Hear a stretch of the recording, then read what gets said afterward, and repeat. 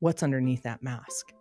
Because you don't know. It's been hidden for so long. You have no idea. It's such a scary journey. Oh, it's so scary. It's so scary. But it's also so magical. So I generally, as a here's your basic boundary 101, teach people that setting boundaries is a matter of setting expectations. Oh, you're in the goo phase. I know what happens next. I know the wings are just on the other side of this. What comes next is amazing, I promise. There is such beauty and magic in that.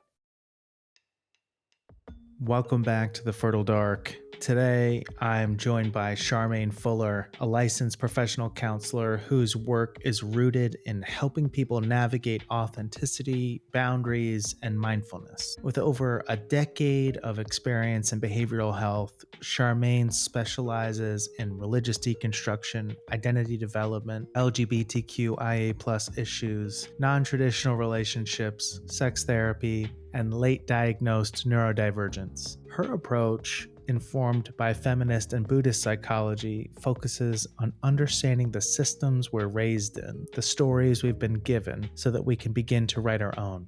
And in this conversation, we explore what it truly means to live authentically, the importance of setting and maintaining healthy boundaries, and how mindfulness can serve as both a practice and a way of being. We also discuss the role of cultural poets and artists in bringing hidden stories to light, and the necessity of psychological metamorphosis, the shedding of old identities to step into who we are becoming. This is a conversation about deep inner work, about breaking free from the narratives that no longer serve us, and about the courage it takes to stand in our truth. So with that, let's dive in. Okay, so here's my first question. Okay, lay it on me. All right, authenticity. What is it? Oh, authenticity is the radical acceptance of yourself and trusting that showing other people that is going to be for your greatest good. So all healthy relationships are born of two things and two things only. And everything that we do can be pared down to these two things. And the two things are authenticity and boundaries. And that's it's so simple, but it looks really complicated when you get into all the details of it. But it's the only way to happy, healthy relationships is being your authentic self. If you're not your authentic self, you're not letting anybody in. Yeah. So I guess from your perspective, why is it so hard to do that? Okay. I might have told you this before, but your audience hasn't heard this before. Okay. So Fritz Perls, he's the guy who created Gestalt therapy. Okay. Which is its own interesting thing. But I really like this one thing that he said. He said that healing happens at contact boundary experiences. Okay. So the way I pictured this in my mind is that each of us has a glass box self that exists in the most private, sacred, safe spaces of us. Okay. And that's our truest self, is that glass box self. Okay. So it is contained in a glass box. We build up obstacles to keep people away from the glass box self because we want to keep that part of ourselves safe. Because if we're rejected at that core place, it's a rejection of who and what we are. Whereas if we wear a mask and our mask is rejected, who cares? Who cares if my mask is rejected? That's a way to keep me safe. But so our glass box self, we build up all these obstacles to keep people away. We put up walls and rocks and mazes and bushes and trees and everything we can to keep people away. And every once in a while, we either show somebody the way to our glass box self, or somebody is just persistent enough to make their way through our mazes and over our obstacles to meet our glass box self. And the way that I always imagine it is that it's like somebody coming up and putting a hand right on that glass box, which can feel so jarring, right? But it's also so healing when somebody comes up to that glass box, puts their hand on it, and just looks at you and says, wow, cool. Thank you so much for letting me see you. Thank you so much for letting me meet that glass box self.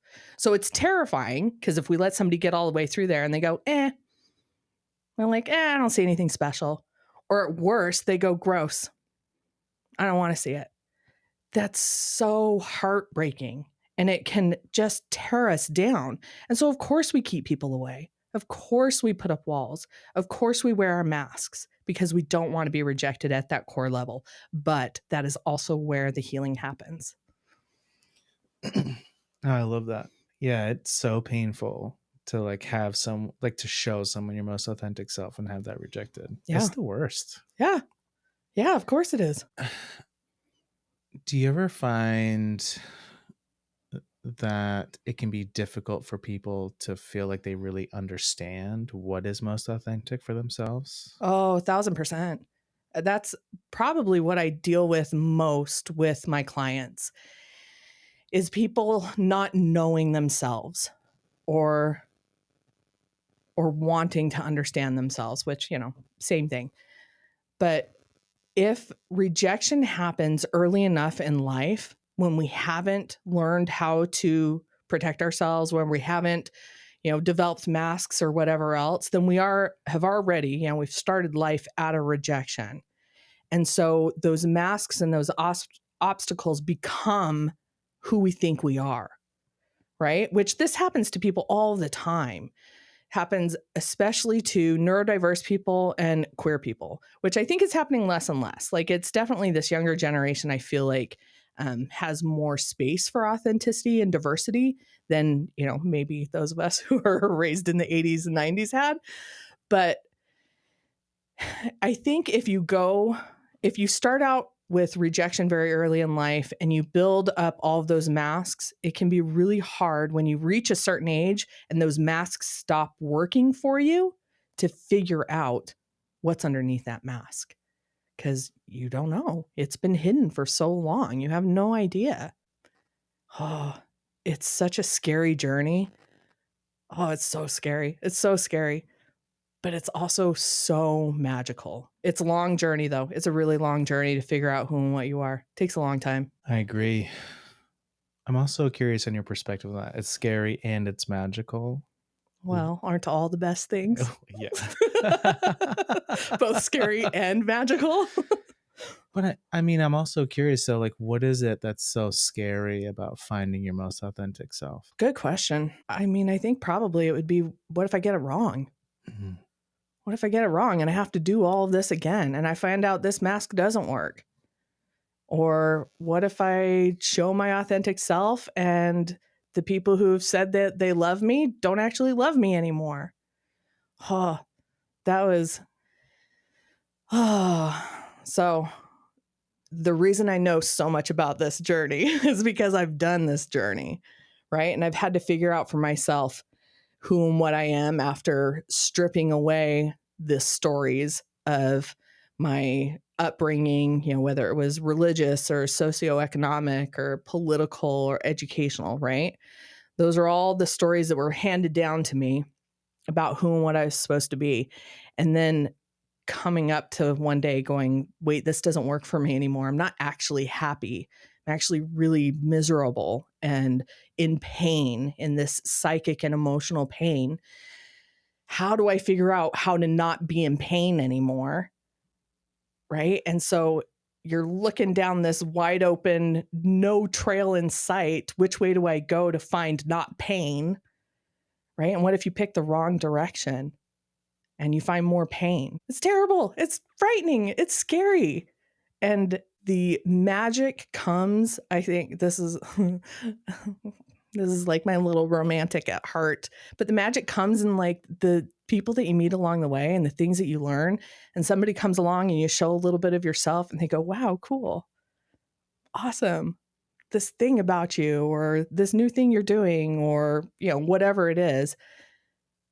Yeah, it's just magical. Yeah. And so painful. Both at the same time. Well, it is. Yeah. I think for me, I think about that fear of rejection. Like growing up, there was so much rejection. There were so many messages of you're not wanted, you're not loved, you're not enough, you'll never be enough. Yes. you're never going to amount to anything. And then what happens if I like allow myself to really be fully present? Because, I grew up having to say, like, let me monitor the world around me. Let me Yep. make sure everyone's okay so that I can be as okay as possible. Yep. But also, it's not safe for me to be myself here. Oh, yeah. And then what happens now if I am vulnerable enough to say, here's actually who I am? Yeah. And then nobody actually wants that. Yeah. Yeah, exactly. I mean, that's exactly it. Okay, so this is our stories are so important, and the stories that we hear are so important. Representation matters. We know this. We hear it over and over again. But why does representation matter? It's because the stories matter, right? Me growing up in the 80s and 90s where homosexuality and being gay, that was a slur, right? I never had any context, never knew any queer woman, never saw any queer women represented in anything, had no idea that me being attracted to or interested in women meant anything other than all straight women were attracted to other women because I had no context for it, right? And so when I was embarrassingly old in my late 20s and having this context now, understanding that that's not the case, and I was like, oh, I'm not straight? Like, what? Are you kidding me? And so it's that absolute, yes, fear of rejection born of, exactly as you said, being told that it's not okay to be this way or that nobody actually is that way. And so if you're that way, there must be something wrong with you. Right? And not even just for like sexuality, but being neurodiverse, right? Like, I cannot tell you how many times I heard, you're smart enough. Why can't you get this? Why can't you do this? Well, guess what? Because I was a super ADHD kid who couldn't pay attention, who wanted to go play with the butterflies and not read the book that was so boring, right? Mm-hmm. And so not only is nobody like this, but if you're like this, there's definitely something wrong with you. And so you hide and you hide and you hide, or you overcompensate in other ways, right? My friends and I made this joke recently that we each have a like personality trait about us that shows we're trying to prove something. It's like one of my friends, she keeps a beautiful home. And so we always say she keeps house like she's got something to prove. Right. And we joke, I read a lot and go to school a lot. And I do it like I've got something to prove. Right. Probably born of being that sweet little ADHD kid who barely passed high school, who barely got her diploma. Right. And now here I am in my 40s. I'm like, I've got something to prove that I was worth giving a little extra attention to that nobody gave me. Right. And I think that that's that like fear of showing yourself because of the stories you've been told, because there wasn't representation, because you didn't know anybody like you. I mean, I'm 45 and I'm still like reading things and seeing myself represented in new and different ways. This is why I think like these younger generations, I hope, oh my gosh, I hope so much that they have more freedom for diversity because I'm learning from them. Because they'll say something and I'll be like, oh my gosh, that's me. And I had no idea that that was me until this 20-something wrote a book about it. I was like, wow, cool. Learned something new about myself. That's, yeah. What's that like for you to have that experience?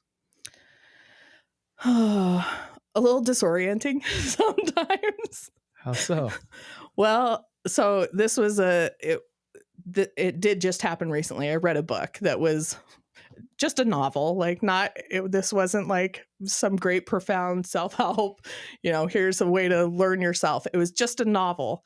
And in a description of a relationship between two characters, they described something that I'd never seen described before or heard described before. Really just something simple and innocuous. But I went, oh, that's a thing I have experienced that I have never put words to. And I went, oh, Okay, then that's not weird. I can tell somebody else that that's a thing that I can experience. And I can help them to understand me a little bit more, why I act the way that I do in relationships. So it's fun to be able to see myself represented, to learn something new about myself.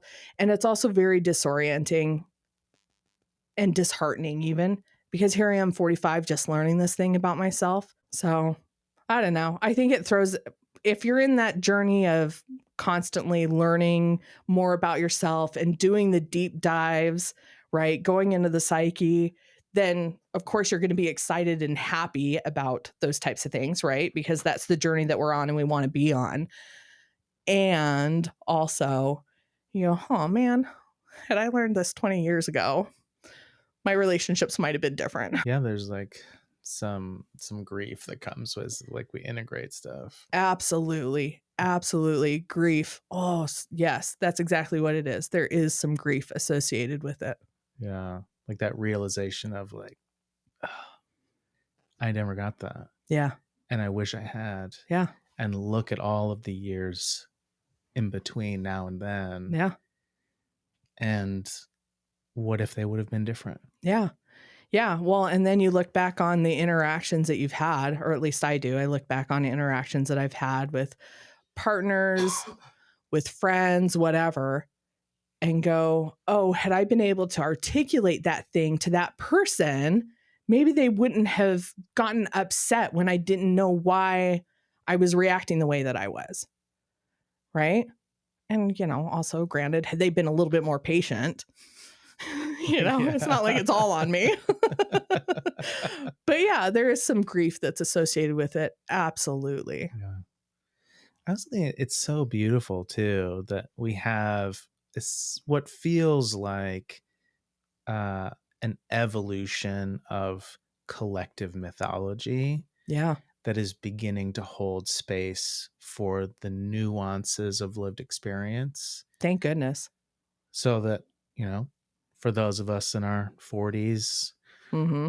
we can have a new space to go and learn about ourselves in a different way. Yeah. There are people who get to be the poets. Yes. That hold the space and describe the space within. Yeah. That we don't always have the words for. Yes. Yes. And thank goodness that there is that space for that. And yeah, for us in our 40s and for the clients that I see that are in their 60s and going, who am I? Yeah, it's hard and also beautiful. Yeah, exactly. Magical and painful. Yeah, it is. I'm curious, like when you think about your own journey to authenticity, because you're one of the most magical people that I know. Aww. I would say of all the humans I know, you are well within the top 5 most magical, awesome people that I know. Well, takes one to know one. But I'm curious, like how's your capacity to see yourself through this magical lens changed, and what's that like? I mean, I would say I hope that my compassion for myself matches the compassion that I have for others, but I know that it doesn't always. And I think if anything, my compassion for others is grown out of my desire to have compassion for myself and my desire for other people to have compassion for me, because I know I'm still figuring it out. I know I don't know what I'm doing most of the time. And I know I make mistakes. Okay, so side quest. This is the ADHD for you. It takes me on these little side quests. I have a friend who I said something to her once that was just incredibly thoughtless. And I was genuinely at my worst. And I was in pain. And I said to her, I don't even remember exactly what I said, but I was in the presence of our other friends also. We were at lunch. And I said this thing to her and she started crying and I just felt awful about it. And we sat there with both of us kind of crying and our other friends trying to like pick up the awkward pieces of conversation. And I finally, calmed and regulated myself enough that I could apologize. And she forgave me. And she forgave me so quickly. And it was a transformative experience for somebody to have compassion for me when I was at my worst and to still love me through it. And absolutely showed me I could do that for other people. And I try to do it for myself. I think we all want to be that person for ourselves. Sometimes it's really hard to do that for ourselves, to see yourself in a light that deserves compassion and deserves grace and all of those things. So I do it for others and often remind myself that I deserve to do it for myself also. Yeah. It reminds me of this thing that Carl Jung talked about. He said it's really easy to get someone to excavate like the skeletons from the closet, like all the hard things, but you show them their gold and they'll spend a lifetime resisting you. I'm paraphrasing very badly. Still, that was a great bad paraphrase. It's fantastic. But there is something about it that I think is really interesting, how easy it is for us to identify with our worst characteristics and be so resistant to the best in us. Yeah.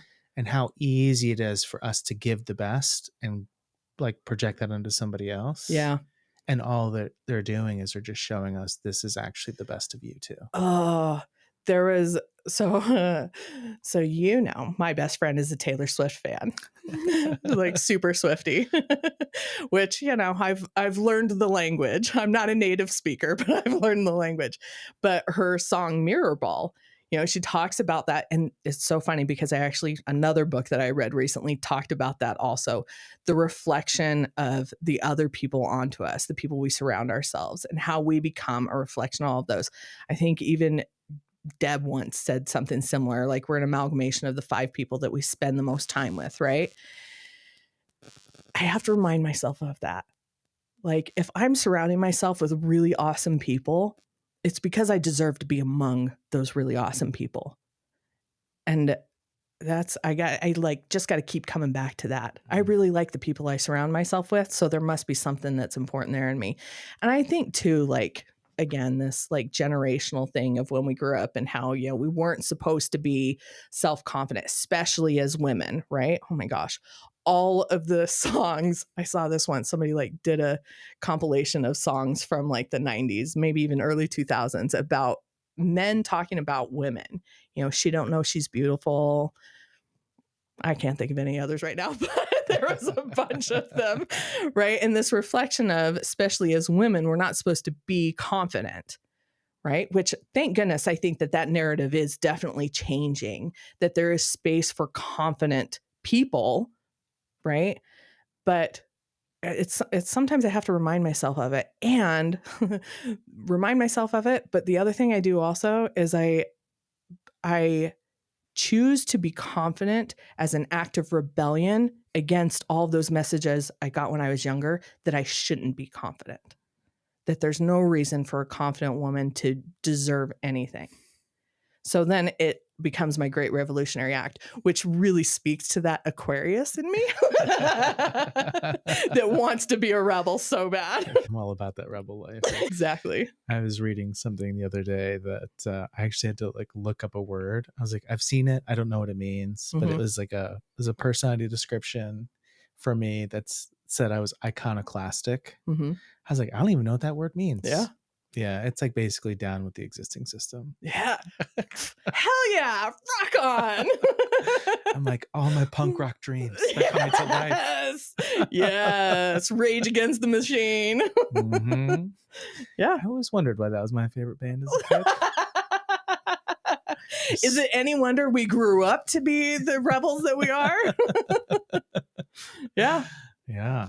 Yeah. So then confidence becomes my great revolutionary act, which is actually a theme that I have been seeing and passing on in a lot of clients recently too.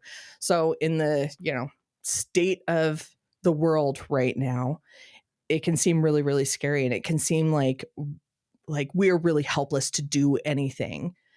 I had a client a couple of years ago come to me kind of telling me this. And she was saying, there's only so many marches I can march in. There's only so much money I can donate to Planned Parenthood. There's only so many times I can call my senators and my representatives. And we came up with this idea that in the face of all of that, feeling like there's not enough that you can do, living your life becomes your revolutionary act.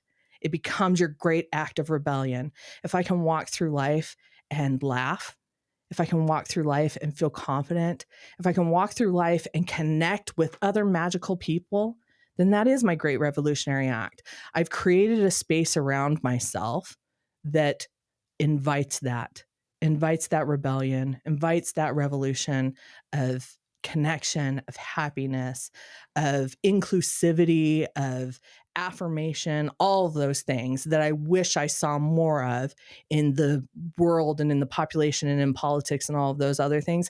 At least I have created that space around myself. I love that. Connection and compassion and acceptance as an act of revolution. Yeah. Which is both amazing and so sad at the same time. Right. Yes, exactly. Why does that have to be my great revolutionary act? To be confident? I don't know. It's ridiculous, but it is. And we're going to use it. Sure. Yeah. I was just thinking about this in the context of some people that I know who, for whatever reason, like they need an invitation to really step into a new space. Mm-hmm. I'm curious, like, what would you say to someone like that who's like, I need to be invited in? I can't just like generate that confidence to like be a rebel in how I live. I would say, come in. Great. Let this be your invitation. Just a blanket invitation. I have given you that invitation. Anyone listening, you don't know me. I'm nobody, but I am inviting you and giving you that permission. As a therapist, I often tell my clients, like, your therapist told you. Because I get like, I got a little bit of clout there as a therapist and be like, yeah, consider it therapeutic homework. Yeah, there you go. I mean, it's hard. It's hard because, especially again, if we grew up in a context where we weren't given a lot of freedom or where we did need permission to do anything, then yeah, our instinct is to say, no, I can't do it unless I'm invited or unless I'm told I'm allowed to, whatever, right? So I certainly don't want to be flippant about that feeling that maybe we do need an invitation to participate. And I'm also telling you, this is your invitation. I'm inviting you. I'm inviting you to participate in that way. I love that. Yeah. So then what are some things that you find are really helpful practices for someone who is really trying, like they're trying to make it through their own maze to that glass box and then to bring it back out into the world? Yeah. Make some mistakes. Make some mistakes. That's the best way to do it. How are you going to know what your boundaries are for yourself unless you cross them every once in a while? Right. And mostly I am saying this to people after they feel like they've made a mistake. Good job. You have collected some data. That's a powerful thing. Knowledge. You learned a little bit more about yourself and about the world around you. Right. So yeah, a lot of it is trial and error. A lot of it is stepping into the unknown, right? Jumping off of that precipice, seeing if you can fly. And if you can't, just trusting that the universe has provided for you to have a semi-safe landing, hopefully. But yeah, it's a lot of trial and error, a lot of just going for it and doing it and seeing what's out there. And I would tell you the other thing, and this is, I don't know if this is for everybody, but it's definitely for the people who have tried it and done it, is consume more stories, because there is a collective unconscious out there. And the thing that you are experiencing, I guarantee you somebody else has experienced also. And somebody has told their story. So consume more stories in whatever way, shape, or form that is, whether it's reading or watching movies or TV or social media or talking to people. right? In whatever way that is, consume more stories. Go to the museum, look at artwork, read poetry, listen to music. Somebody has told your story. You just got to find it. That's really beautiful. It's amazing to me that we have people that can do that, that can be the storytellers. Yeah. Yeah. It's pretty cool. It's pretty cool that people can like put into words the thing that I have been experiencing for 20 years. And some 20-year-old put it into a novel. And I was like, yeah, wow, look at that. Cool. Amazing. Yeah. It's really powerful. Yeah.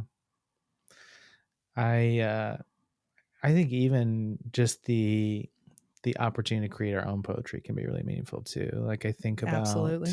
I think the first time I really felt like there was some meaning behind it was last summer, where Deb and I were at Expressive Arts and Sand.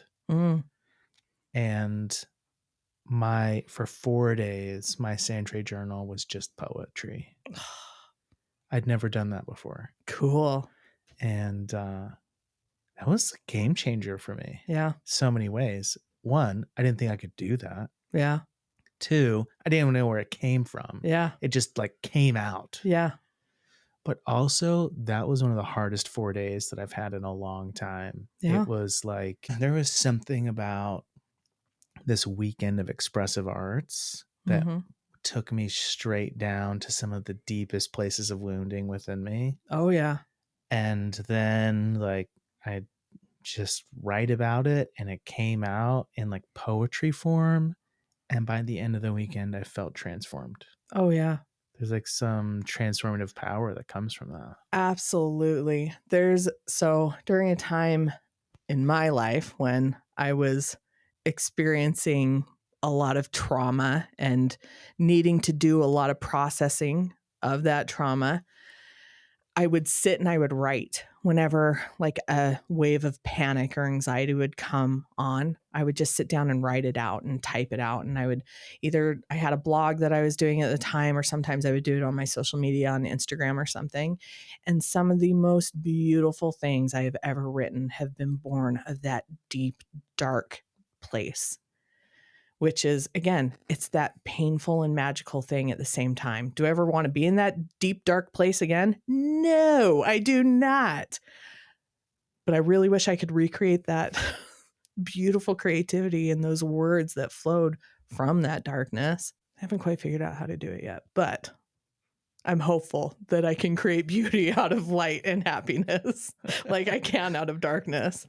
But isn't that also the stereotype of the tortured artist? So I don't know.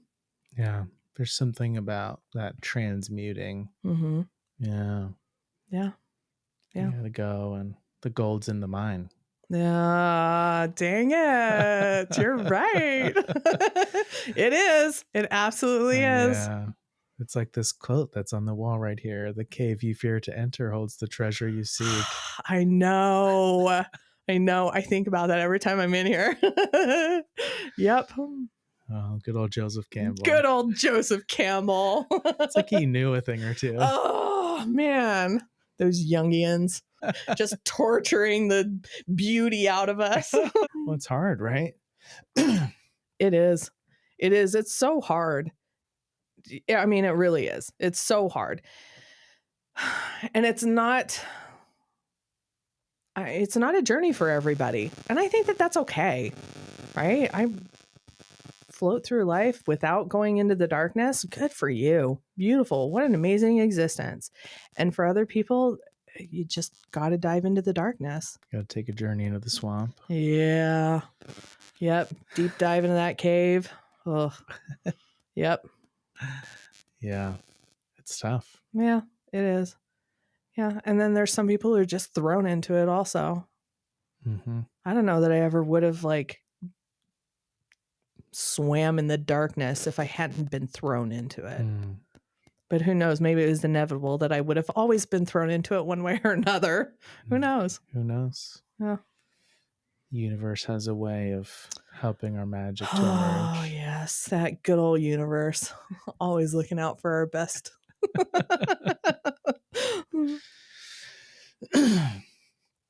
Yeah. There's something there though. It's like the best within us wants to come out Yeah. and the world is asking for it.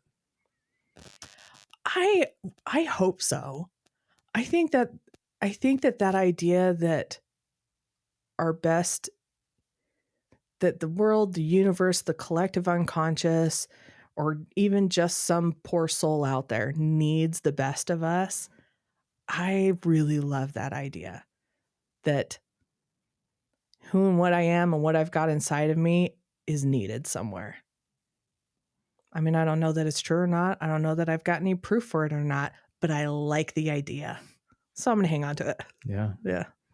Charmaine's authentic self is essential to the world being its fullest creation. I love that. I hope so. I really, really hope so. That's the hope I hang on to. If I've got any faith, it's going to be that. Yeah. I know, at least in our experiences together, 100%. Aw. Okay, good. Thank you for telling me that. I appreciate it. And all of the dittos. It's a mutual exchange. It is. Yes. You show me your deepest, darkest places, I'll show you mine.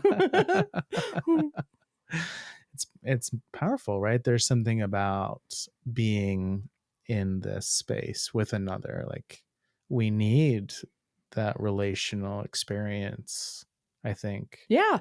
Contact boundary experiences. Mhm. That's where the healing occurs. When your most authentic self comes up against my most authentic self, and we see each other and we go, wow, cool. Thank you so much for trusting me with that. Thank you so much for showing me who you are. I am transformed because of it. Yeah. So how do we navigate interpersonal boundaries, but then also like even like energetic boundaries within that kind of quest to have our contact boundaries come up against other people? Oh, good question. Really, really good question. I mean, I could give you my spiel on boundaries, my, 2-minute, here's what I teach all of my clients boundaries are. Okay. So 2 types of boundaries, the internal and the external. Okay. So the internal is how I differentiate your thoughts, feelings, and emotions from my own. Okay. And the way that I teach this is through visualization. We love a good visualization. I have a bubble around me. You have a bubble around you. Everybody has their bubble, right? And inside of that bubble is a fire. That fire is our thoughts, feelings, and emotions. It's the things we're excited about. It's the things we're ashamed of. It's the traumas that we've experienced and the trauma that has been passed on to us through the generations. Okay. When I step into your bubble, I feel the heat from your fire. That's empathy.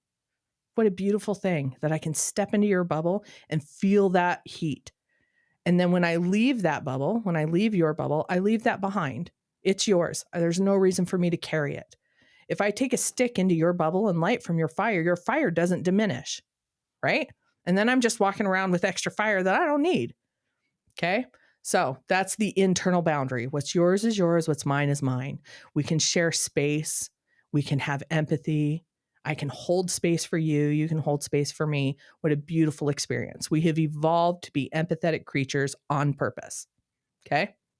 So that's the internal boundary, which, giving you this visualization makes it sound like it's real easy to be like, yeah, what's yours is yours. What's mine is mine. I'm not going to carry it with me, but we all know we do, right? We just want to keep coming back to that visualization to be able to separate. Okay. The external boundary is at its most evolved point, the point at which I'm able to love, honor, respect, and celebrate you while doing the same for myself. Okay. So sometimes that can happen really close together, right? You live with a partner. Those boundaries can be really close. I can love, honor, and celebrate you and me at the same time and do it in this shared space that we have together. For other people, it's really far apart. This is the example that I always use. And if my mom ever listens to this, please know this is said with so much love. But when I was 28 years old, I moved 1,600 miles away from my mom. And we had the best relationship we had ever had up until that point. And 1,600 miles was the distance at which I could love, honor, and celebrate her while doing the same for me. Now, granted, I live 12 minutes away from her now. We have evolved and we've both done our work, and we have much better implementation of our boundaries than we did when I was 28. And so now I can live 12 minutes away and we're fine. But sometimes that boundary is very far apart. So I'm a mental health professional. I'm never going to be in a relationship with somebody who doesn't believe in therapy, right? Now, does that person have to change for me? No, absolutely not. They should be celebrated exactly as they are. If they don't believe in therapy, I'm not going to beg them to change to be in a relationship with me. I'm going to say, thank you for telling me who you are. Go and be celebrated for that. And I'm going to go be celebrated for who I am.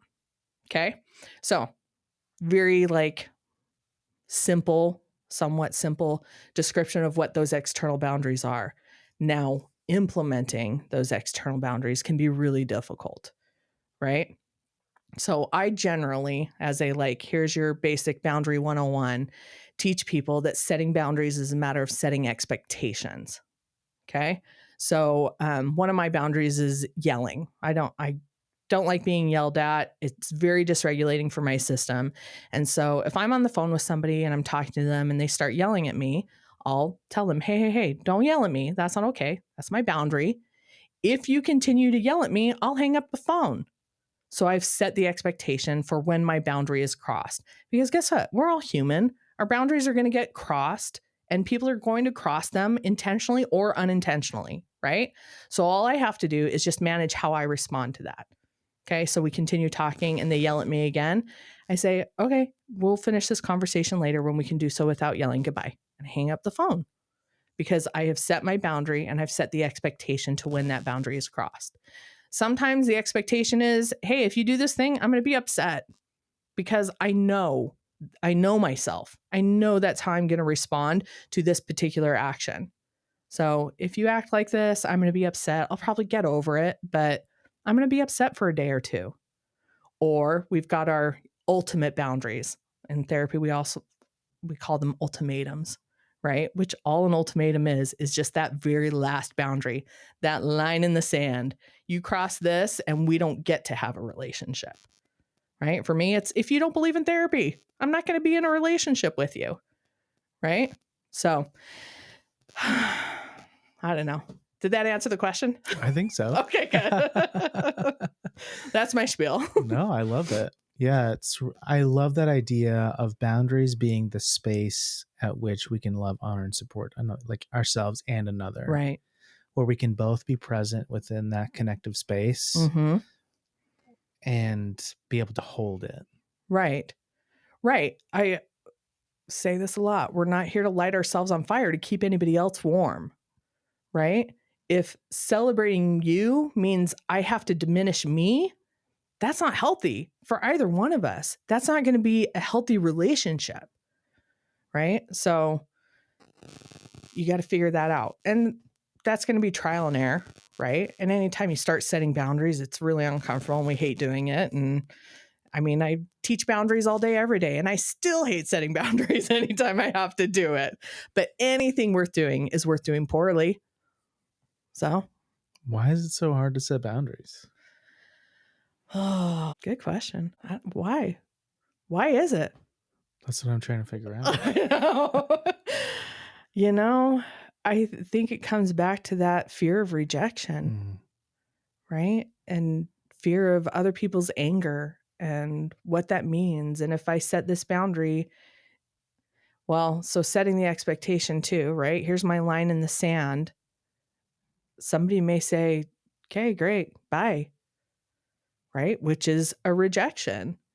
And that feels really yucky and that's scary. I had somebody recently tell me that a friend, I don't know how close of a friend, I think more like acquaintance level friend, had stopped talking to them. And this was somebody that they had known for, 10 years or something, long time, right? And they'd stopped talking to them. And this friend of mine had reached out and said, hey, what happened? And the other person didn't have an answer. It was just yeah, we grew apart. And so my friend was like, did I do something? Is there something I can do? Or if you don't know, this was the response. If you don't know, I'm not going to tell you. You just need to do some self-reflection. I know it wasn't healthy or, helpful for anybody. I don't know, healthy. We'll leave that out of it. It wasn't helpful for anybody.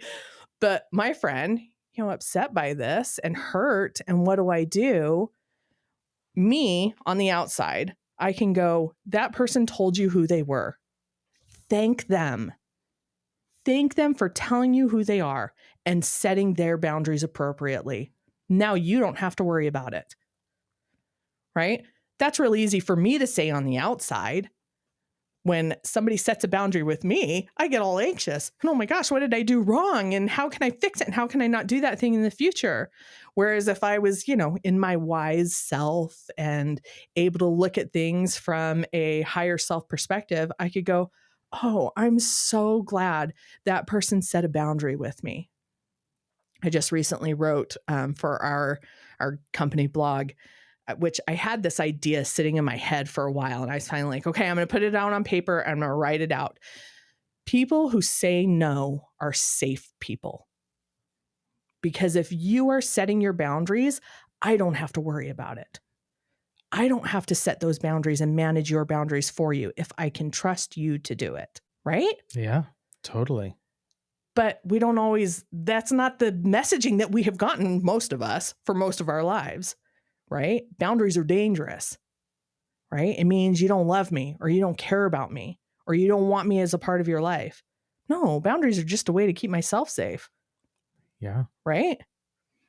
So it's really scary to set boundaries because who knows how it's going to be received over there. But it's also really scary when people set boundaries with us because it's going to open up a whole lot of things. What did I do wrong? And how can I do better? And have they told me? And do I need to? And we just got to come back to our wise self. Oh, this person is taking care of themselves. I'm so glad that they're doing that and that they have the capacity to do that.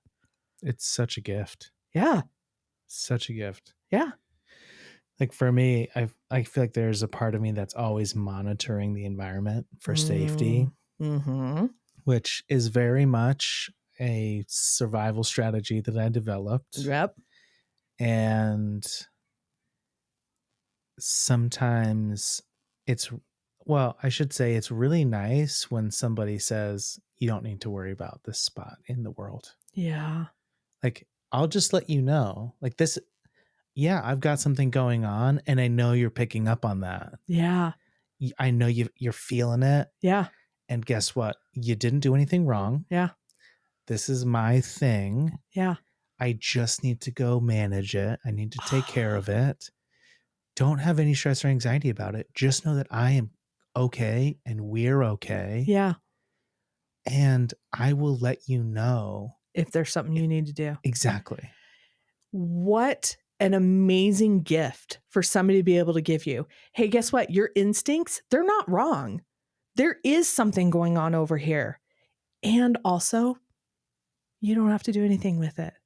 Good job. Those instincts of yours are working. That skill that you have honed over decades is good and it's keeping you safe. And I am in control and aware enough to know that it's mine. It's not yours. Mm-hmm. What a gift to give that to someone.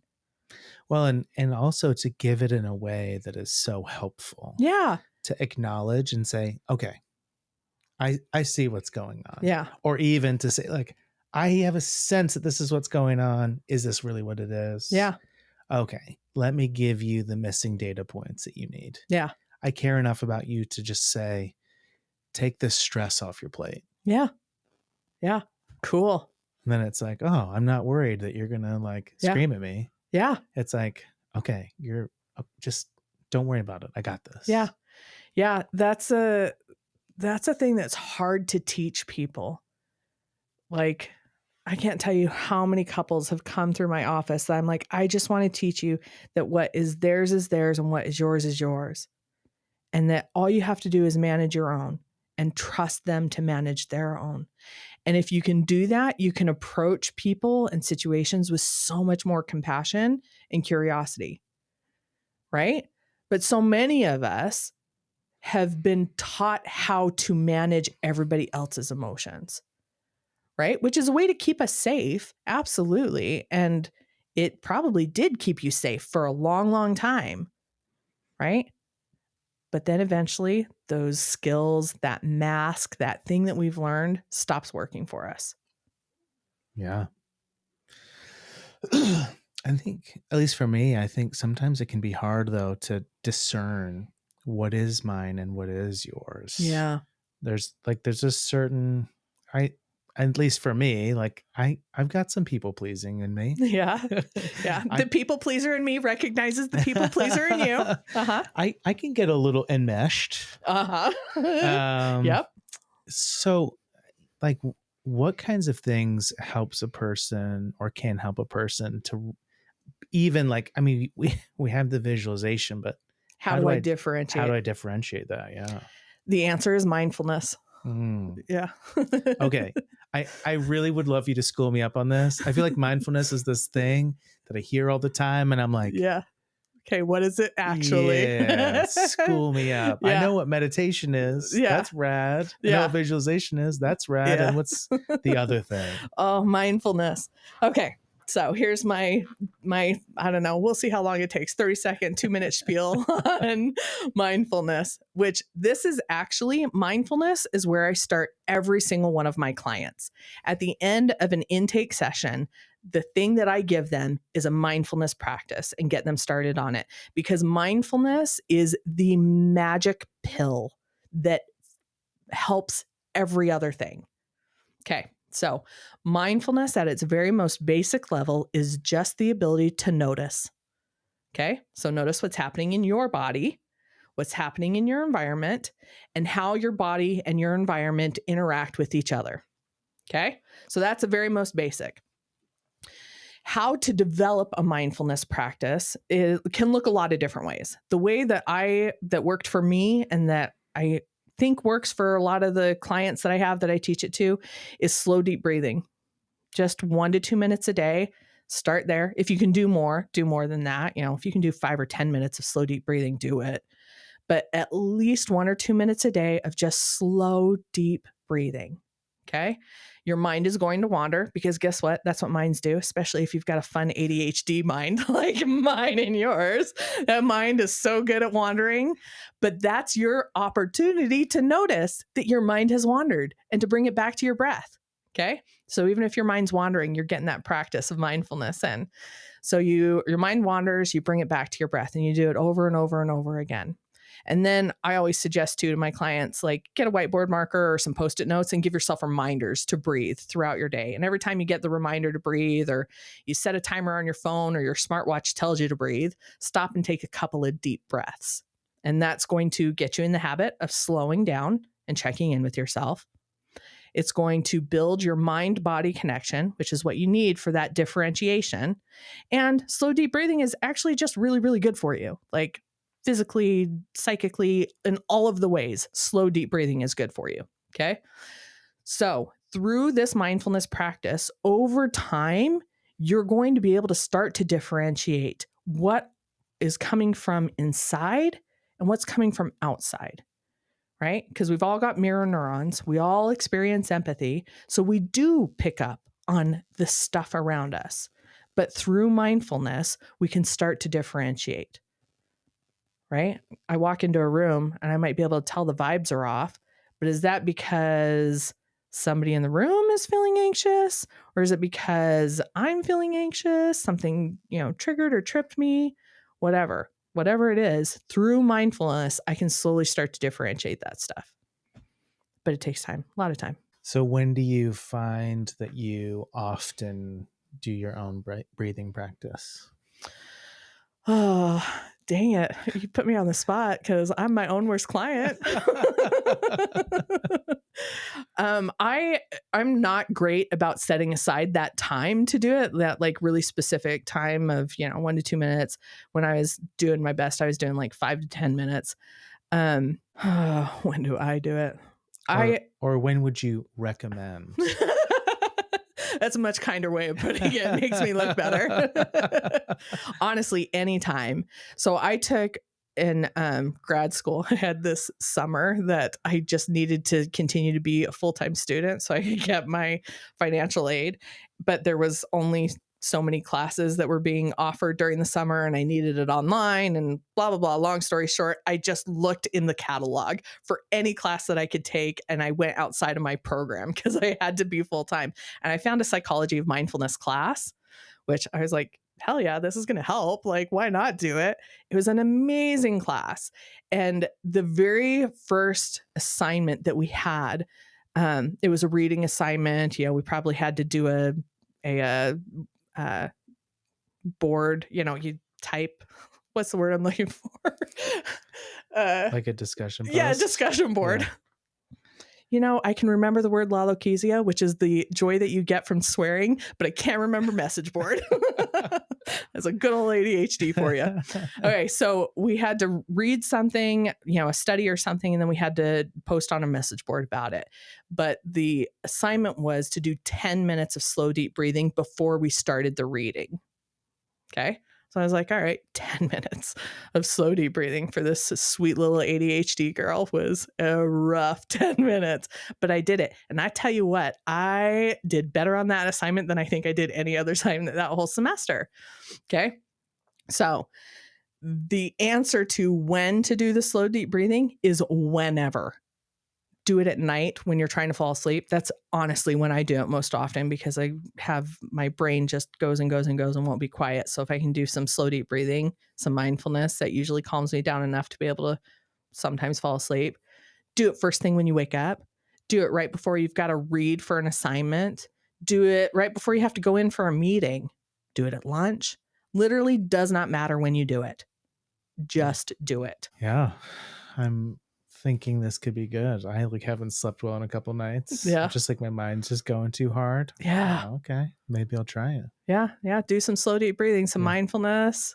See if you can just focus on your breath. The other thing that I do, here's another little side quest when I really cannot sleep and my brain will not stop. I try to astral project. Okay. I've never been able to do it. I don't even know if the people who say they can do it can actually do it. I don't have any proof that astral projection is real, but it uses up enough of my brain that everything else stops being quiet. So I tell you what, I'm really good at trying to astral project. So slow, deep breathing combined with attempts at astral projection. Yes, that is usually enough to get my ADHD brain to be quiet. Isn't it just so great living a neurospicy life? Oh, it's so great. Very rich inner world. Sometimes for the best, sometimes not, but it is a very rich inner world. Yeah. Replaying every single awkward conversation I've ever had in my life as I'm trying to fall asleep at 3 o'clock in the morning. Yeah. Yeah. Man. Well, this is awesome. I'm excited to try slow, deep breathing. I'll tell you the books too that I recommend. Okay, so Wherever You Go, There You Are by Jon Kabat-Zinn. He's kind of the guy who brought mindfulness to the West back in the 70s. I don't think he's got a TED Talk, but he's got lots of talks that you can find online. But that book specifically, Wherever You Go, There You Are. Great book. I think it's a 3.5 hour audio book or something like that. So it's not a long read. It's great for starting out on mindfulness. And the other book is called, I can't remember if it's called Breathe or Breath, but it's by James Nestor. And that's kind of the science of breathing and why it's so good for you. But those are the two books I recommend for breathing and mindfulness. That's awesome. Yeah. I wonder if that's some of why, this is just amusing for me, but amusing, not amusing. Oh, okay. Yes. All right. But I'm just thinking about the times when I have been good at yoga. Mm-hmm. And because I'm so good at not taking care of my body really well, yoga is often very uncomfortable. Yeah. And I have to focus on my breath. Oh, yeah. And I wonder if that's some of why yoga has been so beneficial. It's because I am my body and mind require me to just focus on breathing. Yeah. So that I don't start it's funny crying or something. It's valid. It's real valid. The people that I know who have felt the most benefits from yoga and have consistently done it. I don't know a lot of yogis in my life. For somebody who actually went to yoga teacher training and went through that whole process, I don't actually know that many people who regularly practice yoga, but the ones that I do are all neurospicy. Interesting. Yeah. Interesting. Yeah. I don't know. I don't know what it is. It also could just be that I know mostly neurospicy people. So Yeah. for this, study N of 1, I don't know that this is a really good representation of the population. Yeah. When you're true to yourself, your people find you. Yeah, exactly. That authenticity, it's just like a siren call to all the other. It's so magnetic, though. Yeah. There is a magnetism in authenticity. Yeah. Well, that's what I always tell people is that when you open up that space around you for authenticity, you invite that in. That's really all it is. I've created a space around me that demands it because I don't know how to be anything other than I am. So it's so liberating too. Yeah. There's like an energy, there's a permission, there's like a like this is so important, and people will support that. Yeah. You just have to let them in. Yeah. Yeah. It's a journey like anything else, right? When you first start on that authenticity journey, it's a lot of pruning, right? There's a lot of people who don't appreciate that authenticity, or you've changed because you have. And so people fall away. So it's definitely a pruning before it's a regrowth and inviting all of that in. Yeah. You've got to have a supportive environment. It's got to be a safe environment for you to be able to really emerge. Yeah. Yeah. I will say there is a small handful of people that aren't family, who aren't biologically, I don't know, supposed to be there or whatever. But there is a small number of people who have like been through many versions of me. And they're some of the most important people. Yeah. Yeah. It's important. Yeah. Yeah. But figuring out who and what you are is a hard journey. Yeah. Especially if you've been told that you shouldn't be. Yeah. Yep. That you should be someone other than you. Yep. That's what's expected. Yeah. Yep. Which there's so many people who, I definitely think there's more people who have been told not to be themselves than there are people who have told it's okay to be themselves. I mean, that's why we have the jobs that we have and why we will always have clients, is because so many people have been told, no, not like that. Be you, but not like that. Just so hard. And heartbreaking. Yeah. Yeah. There's something you said earlier. I'm really curious about this from your perspective, because this is something that I have no personal lived experience with. And you were talking about specifically the experience of someone who's queer, and how this journey can be, there's something about like the nuanced difficulty of authenticity for someone who's queer. I'm really curious about that facet of this experience. Oh, well, I mean, I can, of course, tell you my experience, which is obviously not going to be the same for every queer person, and certainly not even every queer person who grew up in the 80s and 90s. But there was, so when I was 14, I read Diary of Anne Frank, right? Like, I think everybody read it in like 8th grade, right? And so I did not do well in school. And that's not even entirely true. I did fine when I applied myself. I just didn't try in school. It didn't hold my attention. Wasn't a thing I wanted to do. I had a lot of anxiety about school. And so most of the time I just avoided it. My mom, bless her heart, saint, got me through school. She's the only reason I graduated high school. So in 8th grade, when I'm reading Diary of Anne Frank, she's reading it to me to make sure that I'm getting it and that I'm reading it, which was an amazing, like, bless my mom's heart. but we're reading the unedited version of it, the unabridged version of it, which in it, Anne Frank talks about the naked female form, and she, waxes poetic about it and how beautiful it is and how it makes her feel. Okay. And my mom, this is in the early 90s. She's doing her best. She says to me, look, you can be attracted to women and not be gay. Because, the underlying message there is that obviously Anne Frank wasn't gay. And so I literally thought all women were attracted to other women. And it blew my mind when I was 28 or 9 or 30. I don't remember exactly how old I was. And a woman told me that she was not attracted to other women. And I was like, wait, what? It was a complete reordering of my brain. Okay. So that's one thing, is that I did not know I was not straight, even though I knew I was attracted to other women. Okay. The other thing, which again, in the 80s and 90s, there wasn't representation that I was aware of queer women. Now, granted, I've got 2020 hindsight now, right? And I'd be like, oh my gosh, Melissa Etheridge. And right. Like there were so many queer women that were represented back then. I just didn't have that exposure to them.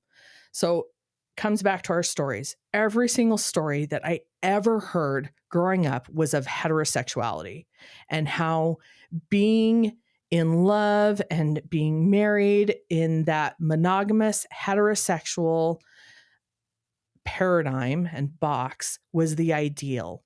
And that was where I was going to be happiest as a wife and as a mother. Okay. So I did that. And I did it so good. And you probably ask anybody who knew me in my teenage years, I was boy crazy because I was in love with that ideal, with that idea of doing that. I did not have context. I did not have the words. I had no idea I was queer until 28, 9, 30. I don't remember exactly when it was, but I was definitely older than I needed to be before it finally occurred to me, oh, I'm not straight. And then even then it was a little while more, another decade or so, I don't know how long, before I was like, oh yeah, no, I'm like really gay. Like that is really a thing that is happening here. So our stories matter so much.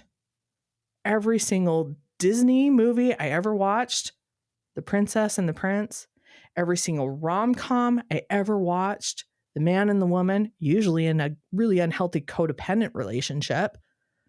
And I modeled myself after that because that was all I knew how to do. I didn't have any context for figuring out who and what I was. I was modeling myself after what I had seen. There was no representation for me anyway, for the bubble in which I lived. Now, I'm sure there were for other people. For me, there wasn't.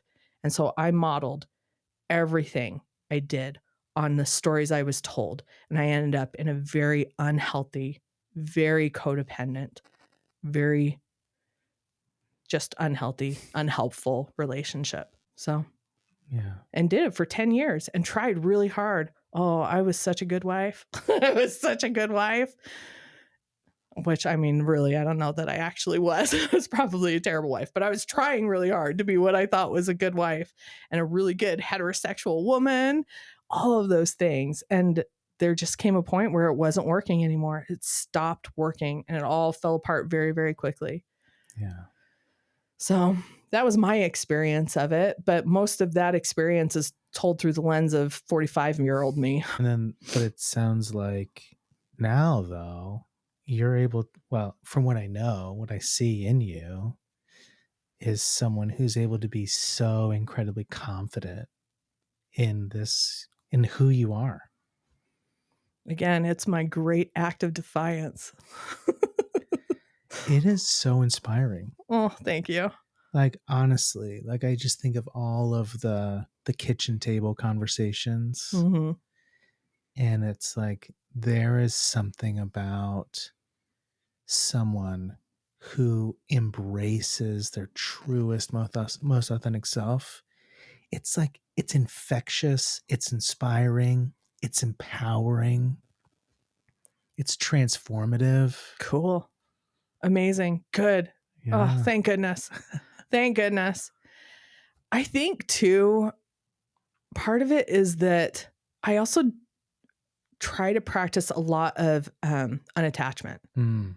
right? Like I've changed so many times in my life and there's been so many different versions of me. I have no doubt that there's going to be another change in my life. Right. And so who I am today, I'm just going to lean right into it and not attach myself to it being permanent. Mm. I don't know that that's healthy or unhealthy or helpful or unhelpful, but it works for right now. Yeah. And it's what I'm leaning into, that this is who I am. This is who and what I am right now. And if that changes tomorrow, cool. Hopefully I have amazing, beautiful people like you who are here for the journey. Well, it makes me think of the image of the snake. Yeah. Which is a really potent symbol of transformation. Yeah. In multiple ways. Yeah. I mean, there is the shedding. Right. That happens. Yes. The shedding and the growing and the rejuvenating experience of the snake as it sheds its skin. Yeah. Like there is an unveiling of the new. Yep. And there's also the transformative power of the venom. Oh, yeah. Which I think often in our quest for authenticity, we forget that piece of it. Mm-hmm. That it's like, if you want to invite the power of like that symbolic snake, Mm-hmm. sometimes you get bit. Okay. But so also in that same vein is the symbology of like the moth or the butterfly, right? Mm-hmm. The caterpillar that wraps itself all up, right? For a time of transformation, a time of rest, but literally turns to goo, completely loses all form to transform into something completely different, right? That if we want to be a part of that transformation process, we have to literally lose ourselves. We have to become goo, which is a terrifying and painful process. Yes. Yeah. Yeah. But it's also like, it's so cool, especially the way that it works for like the moth and the butterfly, because they have the imaginal cells that only activate once they're goo. Yeah. Yeah. That being thrown into the darkness, right? That the transformation, like it's going to come. It's going to come no matter what. You wrap yourself up in all of that silk and sit there for a minute, you're going to become goo. Yeah. Well, when you're in that goo phase and that dissolve of the self that I thought that I knew. Oh, there's a good quote by it's one of the beatnik poets. I'll think of it in a minute. Who is this self that I thought that I knew? Or who is this self that I'm afraid that I'll look it up and I'll find it. But that goo phase, it's terrifying. And it's so terrifying too, because we don't always know that it's going to end. Even if we've been in that phase before, right? We're stuck in that phase and it's like, oh, this is, well, I'm going to be here until I die. I use the imagery of boogie boarding. You've probably been boogie boarding, right? Swam in the ocean. Yeah. So the first time I remember going to the ocean, I was 13, and my uncle had brought boogie boards for us, right? And so I remember the first time catching a wave and riding it all the way to the shore on a boogie board. It was exhilarating, right? And I was on top of the world. I always think of that. I think it's a Beach Boys song, Catch a Wave and you're sitting on top of the world. That's what it feels like. It's amazing, this high and this experience of doing that. Also, that trip, I remember, is the first time I got caught in a wave, right? Trying to swim out. And I'm getting ragdolled underneath a wave, right? And I'm like, oh, this is how I die. Like this is definitely, my death is imminent and this is happening. And I'm going to be experiencing this terror and this fear until I die, which is going to happen any minute. And that is often what it feels like when we get stuck in these places where we're goo, where we're experiencing anxiety and fear and depression. And we're like, this is it. This is how I die. This is the thing I will be experiencing until the moment I die. And we forget that all experiences are transient. All experiences pass. They're waves in the ocean. And I just got to learn how to ride them out. And the thing is, all of those waves are all happening all at the same time, right? The ocean is constantly moving. It's just that our perspective makes it so I'm just this one little dot that can only experience it, one little thing at a time, but it's all happening all the time. Mm. So yeah, I think that when we're in that goo, it's like we're stuck in that wave and we forget that this is going to pass also. And then on the other side, amazing, beautiful wings. Yeah. Yeah. The goo phase really sucks. It really, really does. It is the worst. Yeah. It is the worst. And when I get a client in my office who's in the goo phase, it's sometimes hard for me to like sit in that place because I have the perspective that I'm like, oh, you're in the goo phase. I know what happens next. Mm-hmm. I know the wings are just on the other side of this. And so sometimes it's hard for me to not get excited for them. And that's real insensitive to be sitting with a client in the goose phase and be like, no. What comes next is amazing. I promise. There is such beauty and magic in that. But it is like, I certainly don't want to be flippant about that phase because I've been there. You've been there, been there so many times, and it is painful. And you just want it to end. When I was in my gooeyest of goo phases, I had posted on Facebook about this deep pain that I was feeling, right? This deep psychic and emotional pain that I was feeling. And a friend of mine who lost a child to a drowning accident responded, and he said, when I was in that place, I can't remember if somebody else gave this to him or if he saw it like on a motivational poster or something, but he gave it to me, and this is all that matters. He said, when you're in that place, it feels like you are on an alien planet fighting off giant spiders and just begging someone for a stick. And that was exactly how it felt. In that goo phase, on an alien planet, I don't know what I'm doing. I feel all alone. I'm fighting off these giant spiders that are trying to kill me, and I am just begging someone for a stick. Anything to get me through this. It's awful. It's horrible. Yeah. But on the other side is wings. It's the key to metamorphosis. Yeah. Yeah, I hate it. I wish there was an easier way to do it. I really, really do. Yeah. It's also, yeah, I mean, there's definitely an aspect of that that's so hard. And I think, like from the Jungian lens, it's very much like the ego's resistance. Mm-hmm. I mean, when you're in the arc of the major arcana in the tarot, it's like the tower is falling. Ugh. And it's on fire. Ugh. Right? Yes. And the ego, like our conscious concept of ourself, is saying, no, I don't want to die. Yeah. And it is essential because it's only once the tower's fallen that we can see the light of the star and the moon. Yes. And the sun can come out. Yes. Yes. So in the Thoth tarot, it's the princess of, I think it's the Princess of Swords and the Queen of Swords. Is the Princess of Swords tearing down the old altars. I know. It's so good. She's tearing down those old altars. And then the very next card is the Queen of Swords. And she sits on the rubble of the old altars and her mask is removed. And she just sits on the rubble of the old altars. I know. I love those two cards. In fact, I have them up in my therapy office, which they hide behind it. They're like on a whiteboard and they hide behind this thing. And I open it up every once in a while and I'm like, this is what you're experiencing right now. You're tearing down those old altars so that you can build anew. Yeah. That tower, man. Ooh. Oh man. Those archetypes, they get you. Uh-huh. Well, yeah, there's a visceral experience. Yeah.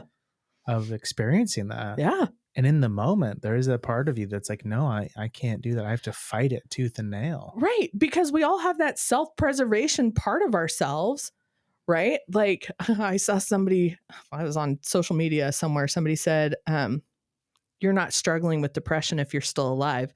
Depression is struggling with you. Okay. Right? Love that reframe. We love that. But yeah, it is. We each of us have that self-preservation, right? And even in the face of, people who do harm themselves, anything else, there's still that self-preservation piece to that, right? I saw somebody say once about the people on 9/11 who were leaping from the buildings, right? They weren't jumping for their death. They were fleeing the fire, right? We all have that self-preservation in us. And so there is a certain amount of fight that we do when we're in that goo stage that we're like, no, I'll be a caterpillar again. I'm fine being a caterpillar. Just make me a caterpillar, right? Ignorance is bliss. I just want to be a caterpillar. I don't want to be a moth. I don't want wings. I just put me on a leaf somewhere and I'm fine, because it is so terrifying to lose that sense of self. Yeah. It brings a question up for me about the relationship between my conscious act of revolution, standing in my place of courage, and surrender. Like, how do we balance those two of the surrendering to the change, to the metamorphosis, and also raging against the machine? Like, where's the balance there? Good question. Yeah, I don't have an answer for that. That's something everybody has to figure out for themselves. Yeah. Right. And it's the key to figuring that out for yourself is the pain that you feel. Okay. So again, let's come back to the mindfulness piece, right? That mind body connection, and knowing if the pain that I feel is the growth edge or outside of my window of tolerance and I'm going to harm myself. Right. Because we need a little bit of resistance. We need a little bit of pain, right? When we're working out, when we're doing new things, there's a little bit of pain associated with learning something new, using new muscles, whatever, right? But if we push ourselves too far, then we're going to harm ourselves, right? So that's the mindfulness. You got to figure out what's your window of tolerance. Is this the pain of growth or is this the pain of harm? Deep cut right there. Yeah. Yeah.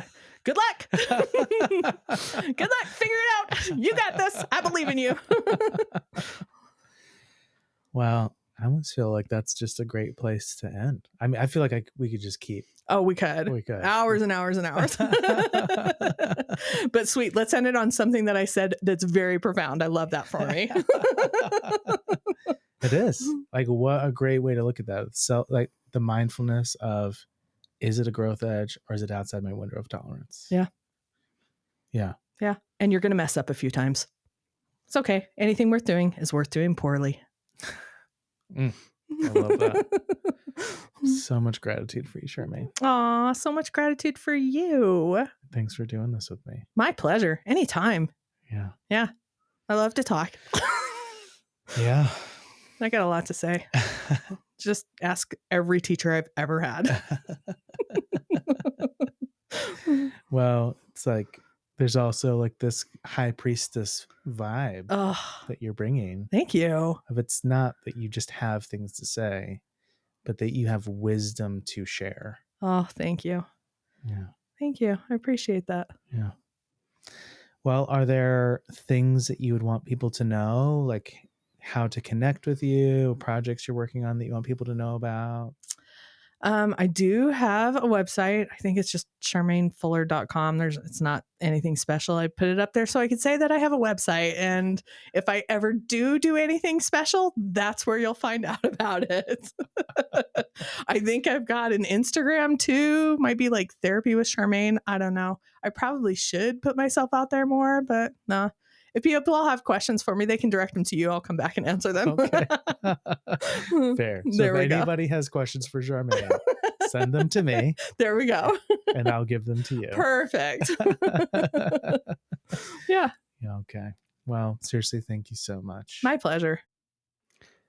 As we close out this conversation with Charmaine, I invite you to sit with everything we explored today. The courage it takes to live authentically, the power of boundaries in shaping our relationships, and the quiet, transformative practice of mindfulness. Our stories are never set in stone.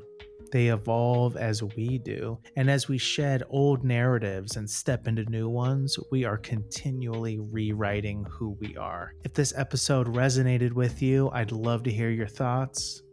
So share your reflections, send me a message, or continue the conversation with us on social media. You can connect to us on Instagram at the Fertile Dark Podcast or through email at podcast@fertiledark.com. And if you found something valuable here, consider sharing this episode with someone who might need it too. After all, authenticity is a journey and also a struggle for all of us. And as always, thank you so much for being here, for showing up to do the deep work, and for walking this path alongside me. So until next time, keep delving deep and embracing the journey.